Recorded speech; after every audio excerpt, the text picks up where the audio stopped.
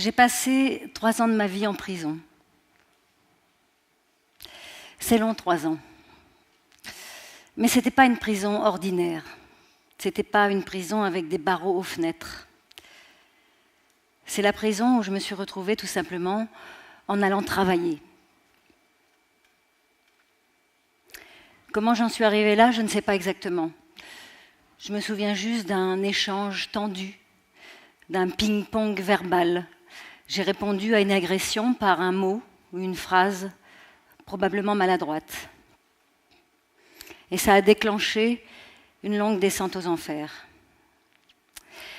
Un mot, une phrase, et ça me rappelle un poème de Victor Hugo, qui s'appelle Le mot, justement, et qui commence comme ça.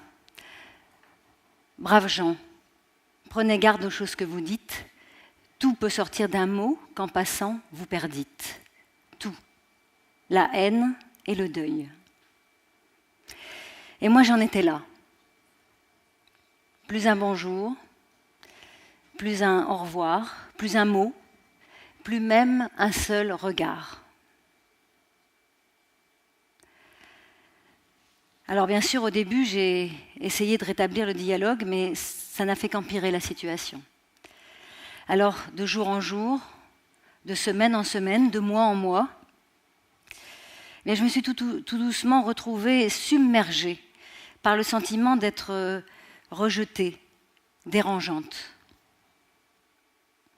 J'étais dans une prison. J'étais dans ma prison. J'étais réduite au silence. Et le seul moyen que j'ai trouvé pour échapper à ça, ça a été de tomber malade. Je suis tombée malade. Et je me disais, mais j'ai beaucoup de soutien. Ma famille, mes amis, mes médecins, ma psy, les ressources humaines qui ont entendu ma souffrance. Mais comment font ceux qui n'ont pas de soutien, ou peu? C'est sûrement ceux qu'on retrouve à la rubrique des faits divers. Alors je suis journaliste, j'ai besoin de comprendre, c'est mon métier. Alors j'ai commencé à lire tout ce qui s'était écrit sur le sujet de la souffrance au travail, du malaise dans le travail, des boucs émissaires. J'ai à peu près tout lu. Et je me suis rendu compte que, déjà, je n'étais pas la seule dans cette situation, loin de là. Il y avait beaucoup de gens qui souffraient au travail. Il y avait des cas bien pires que le mien. Je me suis rendu compte que dans ce genre d'affaires, tout n'est pas noir ou blanc. Je me suis rendu compte que derrière la violence, derrière la méchanceté, derrière la manipulation, il y a beaucoup de souffrance aussi. Et de voir les choses sous cet angle, tout à coup, ça m'a apaisée. Je n'avais plus de ressentiment. Alors j'ai commencé à travailler sur un projet de documentaire. Je n'ai pas choisi un sujet très facile. Le hasard a fait que j'ai commencé à travailler sur le génocide des Tutsis au Rwanda. Alors que s'est-il passé au Rwanda? Il faudrait des heures, des jours, des mois pour comprendre tous les enjeux dans cette affaire. Et aujourd'hui encore, la polémique est grande sur les responsabilités. Et que s'est-il passé? Entre le 6 avril et le 4 juillet 1994, 800 000 à 1 million de personnes ont été massacrées au Rwanda. 800 000 à 1 million de personnes tuées, à coups de machette pour la plupart, coupées. 1 million de personnes en 3 mois, ça fait environ 10 000 morts par jour, sans armes de destruction massive. Même au pire de la solution finale, le régime nazi n'a pas eu, si j'ose dire, cette productivité. Alors en travaillant sur le Rwanda, j'ai lu beaucoup de livres, j'ai eu l'impression de comprendre que le génocide des Tutsis au Rwanda, c'était une affaire de bouc émissaire. Pendant des années, des mots d'ordre ont circulé. Au début, c'était les Tutsis sont trop grands, les Tutsis ont les traits trop fins, les Tutsis sont venus d'ailleurs, les Tutsis sont des envahisseurs. Et puis, les Tutsis sont des exploiteurs. Et la vérité sur cette histoire, seuls les historiens la connaissent et la connaîtront. Tout n'est pas clair. Puis les mots d'ordre ont évolué. Les Tutsis sont des cancrelats. Les Tutsis sont des serpents. Les Tutsis sont de la vermine. Et quand le mot d'ordre est devenu « exterminez-les tous », eh bien ça a marché. Ça a marché probablement parce que le terrain était bien préparé. Alors quel lien je fais entre une histoire de souffrance au travail toute minuscule, dérisoire, personnelle, et le génocide des Tutsis au Rwanda? Quel lien je fais entre ces deux histoires qui ont l'air d'être à des millénaires? Mais je pense que c'est la même mécanique. D'un côté, une volonté diffuse, parfois même inconsciente, d'éliminer un individu psychiquement, et de l'autre, une volonté, parfois inconsciente aussi, d'éliminer tout un peuple, physiquement. Et sur quoi repose cette mécanique? Elle repose sur la peur, sur l'obéissance, sur l'inconscience, au minimum. Il y a toujours des mots d'ordre qui circulent, des dénigrements, il y a toujours une autorité qui manipule, il y a toujours une obéissance consciente ou inconsciente. Et ça peut se passer n'importe où. Ça peut se passer dans l'intimité familiale, ça peut se passer au travail, ça peut se passer dans la cour d'école, on l'a entendu tout à l'heure, ça peut se passer à l'échelle d'une nation. Et ça fonctionne. Alors, comment résister? Comment résister? C'est la question.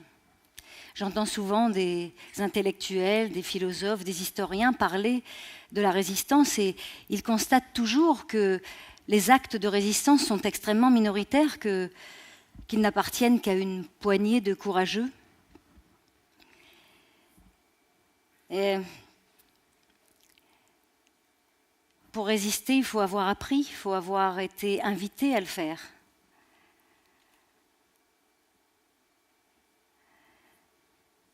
Alors, en m'intéressant à la communication non violente, au principe de la communication non violente, j'ai trouvé quelques pistes intéressantes. Par exemple, observer sans évaluer. Observer sans évaluer, ça dit rien comme ça a priori, mais il y a un philosophe indien, Krishnamurti, qui disait « Observer sans évaluer, c'est la plus haute forme d'intelligence humaine ». Ça vaut peut-être la peine d'y réfléchir juste 3 secondes.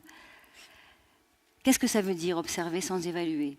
Ça veut dire que je me refuse à mettre l'autre dans une boîte.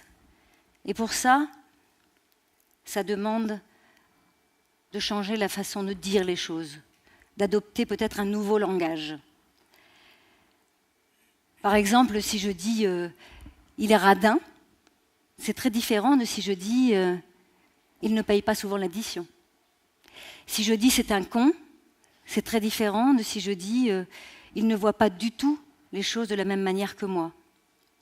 Et si on se prend à rêver juste 2 secondes, parce qu'on est là aussi pour ça, non? Rêvons juste 2 secondes. Si au lieu de dire « il faut éliminer les Tutsis », tout un peuple avait pu ou avait appris à dire « nous ressentons une injustice, nous voudrions la réparer », on voit bien que l'impact aurait été différent. Si à chaque fois que je suis tentée d'enfermer l'autre dans un jugement qui le rabaisse, qui le dénigre, qui l'humilie, si à chaque fois que je suis tentée par ça, je me pose la question suivante. Est-ce qu'il n'y a pas une autre façon de voir les choses? Est-ce qu'il n'y a pas un autre angle de vue? Et quel est le besoin de l'autre en face de moi? Je crois que je commence à résister. Alors, en travaillant sur le génocide des Tutsis au Rwanda, j'étais extrêmement éprouvée par le sujet. C'est difficile, extrêmement douloureux. J'étais désespérée de voir à quel point tout un peuple peut être conduit à la barbarie, parfois sans savoir pourquoi. Et puis, j'ai rencontré des Rwandais. J'ai rencontré des Hutus et des Tutsis. J'ai rencontré des gens comme vous, des gens comme moi. J'ai rencontré Benjamin et sa famille, Diane et les enfants. Et puis j'ai rencontré Viateur. Viateur, c'est son prénom. Et sa famille, Marthe et les enfants. J'ai trouvé une note d'espoir. Benjamin et Viateur, l'un est Hutu, l'autre Tutsi. Ils étaient très amis avant le génocide. Ils étaient toujours ensemble, toujours collés l'un à l'autre. Ils ont fait leur scolarité ensemble. Et puis quand le génocide est arrivé, ils étaient chacun de leur côté. Et vers la fin du génocide, Viateur est venu trouver Benjamin. Il l'a retrouvé. Et il lui a dit « Puisque je dois mourir des mains d'un Tutsi, je veux que ce soit toi qui me tues. » Et Benjamin lui a dit « Mais tu es mon ami. » Et il n'a pas tué Viateur. Benjamin et Viateur sont aujourd'hui tous les deux en exil en Europe. Et ils sont toujours amis. Et je crois qu'avec les années, avec la réflexion, avec les conversations, le Hutu a commencé à comprendre les souffrances du Tutsi, et le Tutsi a commencé à comprendre les souffrances du Hutu, qui sont immenses des deux côtés. Et si je raconte cette histoire, c'est qu'elle dit que même dans des circonstances extrêmement dramatiques, on peut changer l'angle de vue. Mais comment activer en soi l'envie de changer l'éclairage? Et là, je vais faire appel à une allégorie. J'ai envie de vous raconter juste un petit conte amérindien. C'est l'histoire d'un vieux monsieur qui console son petit-fils, qui est très en colère parce qu'un de ses amis a été très injuste avec lui. Et il lui dit « Laisse-moi te raconter une histoire.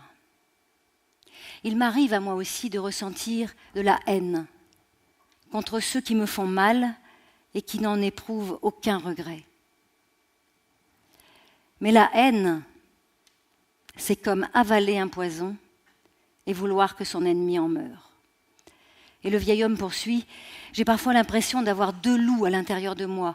Un loup qui est bon, qui vit en harmonie avec tout ce qui l'entoure, qui se bat quand c'est juste de se battre et qui le fait de façon juste, et un loup qui est toujours rempli de colère, rempli de rage, qui se bat tout le temps contre n'importe qui et sans raison. Et c'est difficile de vivre avec ces deux loups à l'intérieur de moi parce qu'ils veulent tous les deux dominer mon esprit. » Alors l'enfant se tourne vers son grand-père et lui dit « Mais alors, lequel des deux loups gagne ?» Eh bien, celui qui gagne, c'est celui que je nourris. Alors bien sûr, nourrir le bon loup. Mais à condition que ce ne soit pas un vœu pieux, c'est un gros boulot. C'est un travail de tous les jours. Il faut déjà identifier les loups, voir celui auquel il faut donner à manger, celui qu'il faut maîtriser. C'est un travail quotidien. Mais je crois que si on veut construire un monde qui soit capable de résister à la barbarie, si on veut que nos enfants puissent vivre dans un monde capable de résister à la barbarie, ça commence peut-être par ça. Et je crois que c'est une idée qui mérite d'être partagée.